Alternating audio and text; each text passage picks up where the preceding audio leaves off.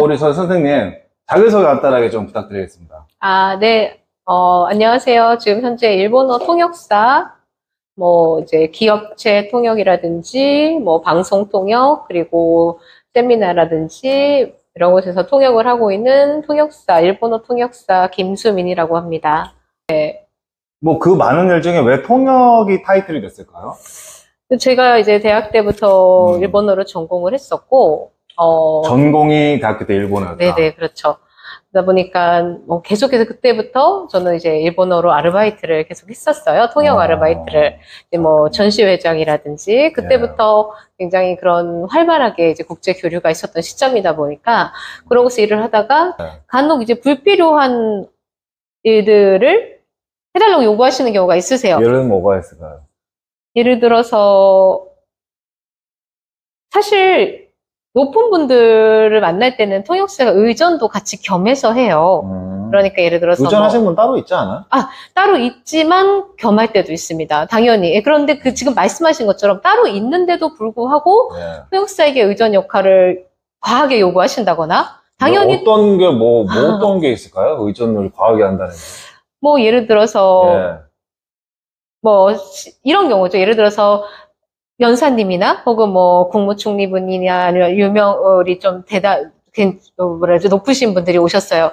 그분들이 회의장 안으로 들어올 때 통역사가 같이 들어오면서 그분들이 들어갈 때 통역사가 같이 들어오면서 가면서 이분을 뒤에서든 혹은 옆에서든 보필하면서 이쪽으로 서십시오라고 하시고 저는 또 통역사의 자리에 가서 앉고 이 정도의 의전은 충분히 가능한데 예를 들어서 이런 경우도 있을 수 있죠. 그분들이 한 차가 이렇게 쭉 오세요. 저쪽에서 쭉 오시는데, 오시는데, 그 차가 와서, 내려서 같이, 만약 환담을 나누세요. 환담을 나누실 때, 그때 통역사가 있어야 하니까, 차에서 내려서 환담을 나누실 때는 통역사가 있어야 하니까, 당연히 거기 앞에서 이렇게 기다리고 있는데, 환담을 나누실 필요가 없는데도, 거기 앞에 이제 통역사를 이제 세워두셔서, 굳이 그러니까 이건 실제 예예요. 세워둔다는 거, 일로 오세요. 이렇게 하는 거야? 그렇죠. 그러니까 이제 그냥 그런데 사실 이게 상식적이지 않기 때문에 이런 걸 요구하시는 분들은 없으신데. 간혹 있다는 거죠. 간혹 있다는 말씀이죠. 필요도 없는데 왜 부르는 거예요? 그냥. 세워두는 거예요. 그렇죠. 그냥 세워두는 거죠. 왜냐면 그냥 보기 좋으라고.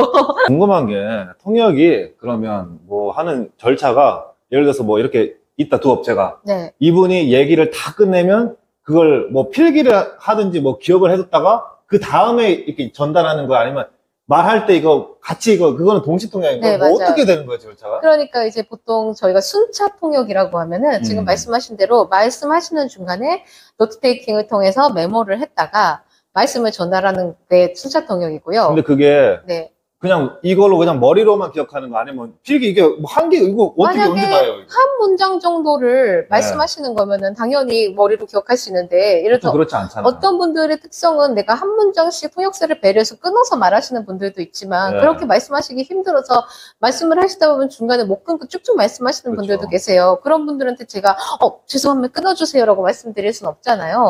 그럴 때는 저도 노트 테이킹을 하는데, 이제 말하는 예를 들면 이거 계속 말하고 있는데 필기를 어떻게 하는 거예요? 그러니까 그거를 토시 하나 안 틀리고 받아 적는 게 아니라, 결국은 말하자면은 속기도 아니에요, 이거는.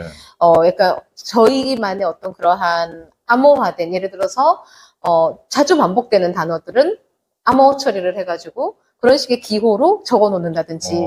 그러면 30대 젊은 CEO, 만나보시면 그분들의 공통된 특징이 있나요? 그분들의 특징은 두 가지인 것 같아요. 예를 들면, 제가 예전에 어떤 분을 만났는데 그분도 이렇게 사업하시는 분을 많이 만났는데요. 근데 그 특징이 뭔가 자기 개성이 색깔이 엄청 짙대. 일반 직장인보다 그런 게 좀 느껴졌다. 맞아요. 어떤 그런 예시든지 그런 게 좀 있나요, 공통적으로? 있어요. 있고, 그러니까 두 가지인데, 두 가지. 결국은 이게, 젊은 CEO가 결국 가업승계예요. 그러니까 내가 일반 회사원으로 입사를 해서 CEO의 자리에 간 게 아니고 가업승계여서 아버지, 어머니 윗때부터 했었던 거를 물려받는 결국은 원체부터 잘 산 케이스. 네, 회사가 많아요. 일본은 정말 많아요. 그러니까 CEO가 자기가 자수성가 보다 첫 번째 케이스는 그냥 원체 그냥 잘 산 케이스. 그렇죠. 내가 노력하지 않아도 결국 가업승계로 CEO가 됐기 때문에 자만하시는데 그 자만이 이런 말씀하신 독특한 색깔로 나타나는 경우. 예를 들면 그러니까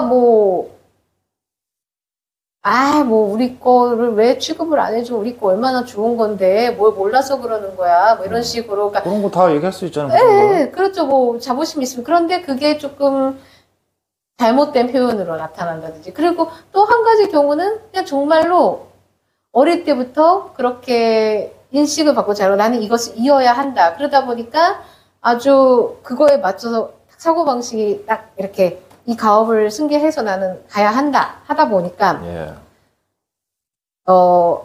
그것도 고집이나 그 사람 특징으로 나타나죠. 근데 그게 긍정적으로 발현되는 분과 부정적으로 발현되는 분이 있어요. 예를 들면요? 뭐 예를 들어서 긍정적으로 발현되는 분은 아까 말씀드린 것처럼 내가 내 사업을 너무 사랑하니까 이 사업을 한국에 있는 많은 사람들에게도 알리고 싶어. 열심히 할 거야. 이런 분들이 있고. 정확히는 부모님이 시작했던 사업이죠? 네, 그렇죠. 혹은 그 윗대나 윗대부터. 그래서 그런 식으로 내가 하는 윗대부터 내려와서 지금은 내가 하고 있는 사업에 자긍심을 느껴서 이렇게 낮은 자세로 한국에 들어오시고자 하시는 분들이 있고, 혹은 말하자면은, 아니, 왜 우리 게 좋은데, 왜 니네는 우리 거 취급 안 해주는 거야? 뭐, 우리 거 취급 안 해주면, 이렇게 고자세로 말씀을 하시는 분들. 왜냐면 그 고자세로 이야기하는 게, 결국은 가업을 승리한 입장이고, 어릴 때부터 고생을 안 해봤기 때문에, 고자세로 말씀을 하시는 거거든요. 네. 근데 그렇게 그분들의, 나쁘다는 아니고, 그것도 그분들의 특징이자, 아까 방금 말씀하셨잖아요. 좀 특징이 있다고. 약간 좀, 그런 특징이 그렇게 나타나는 것 같아요. 독특하고, 개성이 있고, 근데 그게 일반 샐러리맨들이나 이런 분들한테는 없는 특징이거든요. 왜요? 왜냐면은 이제 여러 환경을 이렇게 눈치를 보면서 조화시켜 나가려고 하시니까. 그런데 이분들은 약간 그렇게 내가 이 가업을 승계해야 해라는 하다 보니까 말하자면은 개성과 특징을 갖게 되는데 좋은 쪽으로 발현이 되면은 이 사람은 정말 자기를 사랑하는구나, 너무나 자신감이 넘치는구나 하는 사람이 있고, 이 사람 완전 독불장군이네 이렇게 느껴지는 사람이 있다는 거예요. 그럼 선생님한테 좀 치근댔던 뭐 그런 경우 뭐 하나만 좀 하면. CEO분들이 치근댄 건 아닌데 뭐 예를 들어서 뭐 그런 적도 있었던 것 같아요. 크게 근데 그게 저도 어이가 없어가지고 가만히 이제 굳어있는 거죠. 어떻게 무슨 말을 했나요, 그분이? 사랑합니다, 사랑합니다. 아니, 그런 얘기 아니고, 제 스타일이요, 뭐 이렇게. 그런 식으로 얘기를 한다거나. 사실 이렇게 같이 이렇게 오늘 일했지만, 제 스타일이에요, 이렇게. 근데 이제 그런 거를 이제 누가 봐도 희롱하는 느낌으로 하는 거죠. 이제 예를 들어 그런 진지하게 고백하는 느낌이 아니라, 왜냐면 술이 취하셨으니까. 희롱하게 제 스타일입니다를 어떻게 표현할까요? 제 스타일입니다를 희롱하는 듯하게 예를 들어서, 오늘상, 다시 너 스타일, 다시 너 타입이다요, 또가. 예를 들어서, 그렇다고 하면. 일본 분이네요. 일본 분이시죠. 한국 분들이 아니시고. 그래서 일본 분들이, 아까 이세경이는 다 일본 분들이니까, 예를 들어서, 한국 분들도 마찬가지예요. 예를 들어서, 이야기를 하시는데, 비즈니스 자리에서 정중하게, 통역사님, 정말 감사했습니다. 이랬어요. 그런데, 식사 좀 가시죠? 라고 해서 식사를 가서 같이 통역을 해드렸어요. 근데 갑자기, 모모 씨는 너무 내 스타일인 것 같아. 이런 식으로 얘기를 하면. 그분은 나이가 좀 많았나요? 많거나, 이러는 건데, 이분이 지금, 사실 술 취하면은, 치마만 들으면 이뻐 보이는 건데, 그게 그분한테는 중요한 게 아닌 거죠. 그냥 그분이 원래 그런 분인 거죠. 예를 들어서, 이미 받을 것도 다 받았는데 굳이 불필요한 연락을 밤에 하시는 경우라든지 그런 경우는 아직 시간이 남아서 그 다음날 이야기해도 충분한 것을 굳이 그 다음 전날 저녁에 한다든지 이런 분들은 기본적으로 예의가 부족한 분이구나. 그러면은 이제 예의가 부족한 사람들한테 저도 똑같이 예의를 차리기는 합니다만. 일본 전문가 이렇게 모시고 진행했는데 마지막 할 말 좀 이렇게 해주실 수 있나요?